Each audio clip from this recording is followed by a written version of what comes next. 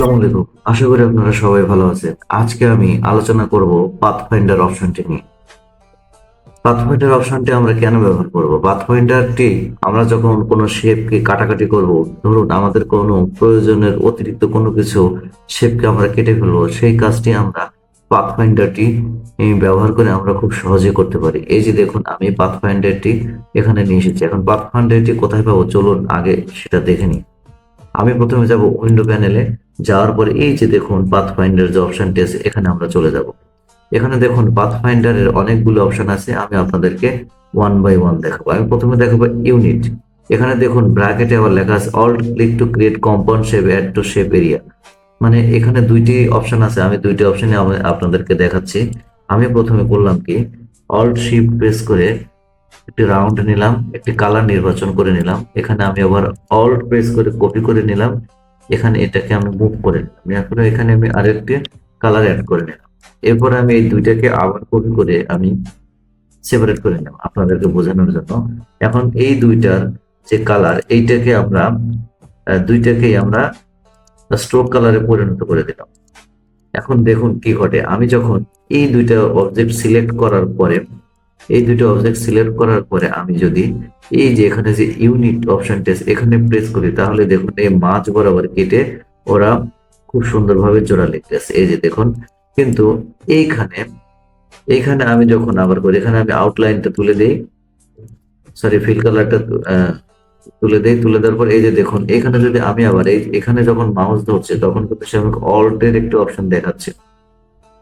তাহলে চলো দেখুন অল্ট প্রেস করে কিভাবে কাজ করতে হয়। এই যে দেখুন, আমি এখানে যদি কিবোর্ড থেকে অল্ট প্রেস করে এখানে প্রেস করি, তাহলে দেখুন এটা কিন্তু জোড়া লেগে গেছে। এই যে জোড়া লেগে গেছে, কিন্তু এইটার মাঝখানে কিন্তু কোনো পাত নেই, কিন্তু এইটার মাঝখানে কিন্তু পাত আছে। এই যে আপনি চাইলে কিন্তু এটাকে আপনি আনগ্রুপ করে, আপনি যদি চান যে আমার এই শেপটি আমার ইন ফিউচারে মডিফাই করা লাগতে পারে, সেক্ষেত্রে আপনি এখানে অল্ট প্রেস করে এই কাজটি করতে পারবেন। আর যদি চান যে না, আমার এখানে ইন ফিউচারে এটাতে আমার কোনো এডিট করার প্রয়োজন হবে না, সেক্ষেত্রে আপনি এই সরাসরি এটা সব অবজেক্ট সিলেক্ট করে এখানে প্রেস করলেই হয়ে যাবে। এখন আমি কন্ট্রোল জেড চেপে আমি পিছনে চলে গেলাম। এই যে দেখুন, আমি এটাকে স্ট্রোক কালারে রেখে দিই, আপনাদের তাহলে বুঝতে সুবিধা হবে। এখন দেখুন এই যে পাশে আরেকটা অপশন আছে মাইনাস ফন্ট। এখানে দেখুন আমি যদি এই দুইটাকে কালার দিয়ে দিই, তাহলে আরো বুঝতে আপনাদেরকে খুব সহজ হবে। এই যে দেখুন, এই যে আমি এবার যদি মাইনাস দিয়ে দিই, তাহলে দেখুন মাইনাস ফন্ট। এখানে আরেকটা কথা এখানে বলে রাখি, এখানে যতগুলো অপশন আছে, এই যে শুধু জাস্ট উপরে যে শেপ মোড, এগুলোর মাঝখানে দেখুন অল্ট প্রেস করে একটি অপশনের কথা উল্লেখ আছে। এইগুলো কিন্তু আপনার উপরে চারটা শেপের মধ্যে আপনি পাবেন। আমি প্রথম এই যে ইউনিটের মধ্যে যেভাবে দেখিয়েছি অল্ট প্রেস করে কাজ করতে হয়, সে বাকি তিনটাতে একইভাবে কাজ করে। আমি যদি এখন মাইনাস ফন্টে ক্লিক করি, তাহলে দেখুন আমার যে এই যে পার্টটা, এই অংশটা কিন্তু কেটে গেছে। আমি কন্ট্রোল জেড চেপে আমি ব্যাকে গেলাম। আমি এই শেপটিকে একটু কপি করে নিই, তাহলে বুঝতে সুবিধা হবে। এই যে দেখুন, আমি এখানে যদি আমি এইটাকে আমি যদি মাইনাস প্রেস করি, মাইনাস ফ্রন্ট মানে আমার সামনের সাইডটা কেটে ফেলবো। এই যে দেখুন সামনের সাইডটা কেটে নিয়েছে। দেখুন আমার জাস্ট এইটুকু অংশটুকু তারা কেটে দিয়েছে। আমি কন্ট্রোল জেড চেপে আবার পেছনে গেলাম। এবার যদি আমি এখানে ইন্টারসেক্ট, আমার যে ইন্টারসেক্ট দুইটা সার্কুলার যে ইন্টারসেক্ট পয়েন্ট, সেটি এখানে কেটে যাবে। এই যে দেখুন খুব সুন্দর মতো করে আমার এই অংশটুকু কেটে ফেলেছে। এরপরে আমরা দেখুন এক্সক্লুডে প্রেস করলে দেখুন কি হয়। আমি যখন এক্সক্লুডে প্রেস করছি, তখন দেখুন আমার যে এই যে ইন্টারসেক্টের অপোজিট, ইন্টারসেক্ট হচ্ছে আমার মাঝখানের যে ছেদ বিন্দু, মানে দুইটা সার্কুলের যেখানে মিলিত হয়েছে সে ততটুকুই ওরা কেটে রেখে দিয়েছে। আর আমার এক্সক্লুডের ক্ষেত্রে কিন্তু তার উল্টোটা। এই ছিল আমাদের শেপ মোডের কাজ। এখন আমরা দেখব আসলে যে পাথ ফাইন্ডারের যে অপশন গুলো আছে, এই পাথ ফাইন্ডারের অপশন গুলো আসলে কিভাবে কাজ করে। আমরা প্রথমে দেখব ডিভাইড। আসলে দেখুন, আমরা এই দুইটা সার্কেলকে যদি সিলেক্ট করার পরে আমি যদি এখানে ডিভাইড অপশনটি প্রেস করি, তাহলে দেখুন মানে আপাত দৃষ্টিতে মনে হচ্ছে এটা কিছুই হয়নি। কিন্তু কিছু হয়নি, জাস্ট একটি জিনিস আমরা দেখতে পাচ্ছি, এখানে শুধু অবজেক্ট দুটি গ্রুপ হয়ে গেছে। এই দেখুন গ্রুপ হয়ে গেছে, কিন্তু এটার ভিতরে সবগুলো পার্ট আলাদা আলাদা হয়ে গেছে। এই যে আপনি লক্ষ্য করলে দেখতে পাবেন, এই যে আমি এখানে যদি অবজেক্টের উপর মাউসের রাইট বাটন ক্লিক করে আনগ্রুপ প্রেস করি, তাহলে দেখুন এই যে একটি অংশ, এই যে একটি অংশ, এই যে একটি অংশ, ঠিক আছে? মানে যেখানে তারা ছেদ বিন্দু, মানে দুইটার যে ইন্টারসেকশন, সেখানে খুব সুন্দরভাবে তারা কাট করে দিয়েছে। আমি কন্ট্রোল জেড চেপে আমি পিছনে চলে গেলাম। এরপরে আমি দেখব হচ্ছে ট্রিম। ট্রিম হচ্ছে হলো কাটা। এখানে আমি যদি ট্রিমে ক্লিক করি, তাহলে দেখুন কি হয়, এই যে আমার যে এই অংশটুকু, মাঝখানের যে অংশটুকু, এটা কিন্তু তারা অলরেডি কেটে নিয়েছে। এই যে দেখুন, আমি যদি এখানে রাইট বাটন প্রেস করি, তাহলে দেখুন এই যে খুব সুন্দরভাবে এই কাজটি তারা করে দিয়েছে। এই যে দেখুন খুব সুন্দর মতো করে তারা কিন্তু এটা করে দিতে পেরেছে। এখন আমি কন্ট্রোল জেড চেপে আবার যদি পিছনে যাই, এখন আমি প্রাথমিক অবস্থায় আবার চলে যাই। এই যে দেখুন এখন আমার প্রাথমিক অবস্থানে আছি। এই যে দেখুন এখন আমার প্রাথমিক অবস্থানে আছে। এখানে দেখুন আরেকটি অপশন হচ্ছে মার্জ। মার্জ অপশনটিকে আমাদেরকে কাজ করতে হলে আমাদের একই কালারের দুইটা শেপ নিতে হবে। ধরুন আমি এই কালারের আরো একটি শেপ এখানে নিচ্ছি। ধরুন আমি এখানে রাউন্ড শেপ না নিয়ে আমি এখানে যদি রেক্টেঙ্গল শেপটি নিই, তাহলে দেখুন কি হয়।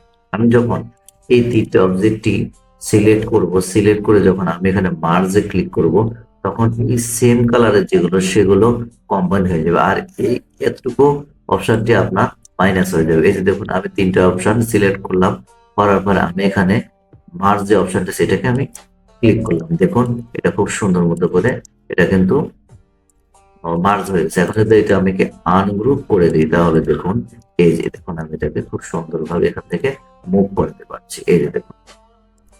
এরপর আমরা যদি কন্ট্রোল জেড চেপে পিছনে চলে যাই, তাহলে দেখুন আমি আমার প্রাথমিক অবস্থায় চলে গেলাম। আমি এটাকে আলাদা করে ফেললাম, করার পর এখন আমার এই অপশনটি দেখা হলো। এখন আমরা দেখবো ক্রপ। আমি দেখুন এই দুইটা অবজেক্ট সিলেক্ট করার পরে আমি যদি এখানে ক্রপে প্রেস করি, তাহলে দেখুন আমার এই মাঝখানের যে অংশটি সেটা কিন্তু কেটে গেছে।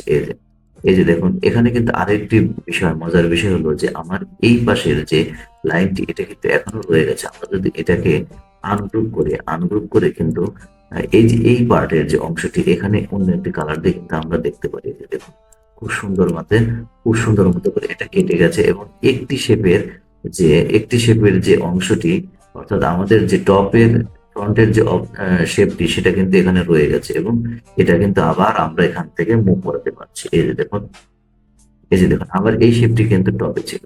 এক কথা আপনার টপের যে শেপটি সেটা থেকে যাবে, এবং যে কর্তন অংশটি সেটা এখানে থেকে যাবে। এখন আমাদের এই ক্রপ অংশটি দেখা হলো। এখন আমরা দেখবো আউটলাইন। এই যে দেখুন আমরা এখানে প্রেস করে এই দুটো অবজেক্ট সিলেক্ট করে যদি আমি এখানে আউটলাইনে মাউসের লেফট বাটন প্রেস করি, তাহলে দেখুন আমরা এখানে জাস্ট আমার আউটলাইনটা শো করছে। এই যে দেখুন এখন এইটার উপরে যদি আমি মাউস রেখে আমি যদি এটাকে সিলেক্ট করে আমি যদি মাউসের রাইট বাটন প্রেস করি, তাহলে দেখুন আমার এখানে আনগ্রুপ নামের একটি অপশন চলে এসেছে। আমি এটাকে যদি আনগ্রুপ করে দিই, তাহলে দেখুন এই যে আমি প্রত্যেকটা লাইন কিন্তু এখন 1 বাই 1 আলাদা করতে পারছি। আমি কন্ট্রোল জেড চেপে আবার পিছনে চলে গেলাম। যাওয়ার পরে আমাদের লাস্ট আরো একটি পয়েন্ট আছে, সেটা হচ্ছে মাইনাস ব্যাক। দেখি আমরা মাইনাস ব্যাকে প্রেস করে দেখি আসলে ঘটনাটা কি ঘটে। এই যে দেখুন আমি এই দুইটা অবজেক্টকে সিলেক্ট করে আমি যদি এখানে মাইনাসে প্রেস করি, তাহলে দেখুন আমার এই পাশের যে অংশটি সেটা কিন্তু কর্তন হয়ে গেছে। দেখুন আমার জাস্ট এই যে উপরের যে অংশটি সেটা কিন্তু থেকে গেছে, আমার এতটুকু পার্ট থেকে গেছে। এই যে দেখুন আমি এখানে আবার প্রেস করলাম, দেখুন এই অংশটিকে কিন্তু কেটে গেছে। তো এই ছিল আমাদের শেপ মোড এবং পাথফাইন্ডার। এই পাথফাইন্ডার অপশনের কাজ, আমরা শেপ মোড এবং পাথফাইন্ডার ব্যবহার করে আমরা যে কাটাকাটির কাজগুলো খুব সহজেই করে নিতে পারি, এবং এই একটি শেপ ড্র করে এবং সেই শেপ থেকে বিভিন্ন ধরনের শেপ আমরা ডিজাইন করে নিতে পারি। তো বন্ধুরা, আজকে আমাদের আলোচনা এ পর্যন্তই ছিল। আপনারা সবাই ভালো থাকবেন। আসসালামু আলাইকুম ওয়া রাহমাতুল্লাহ।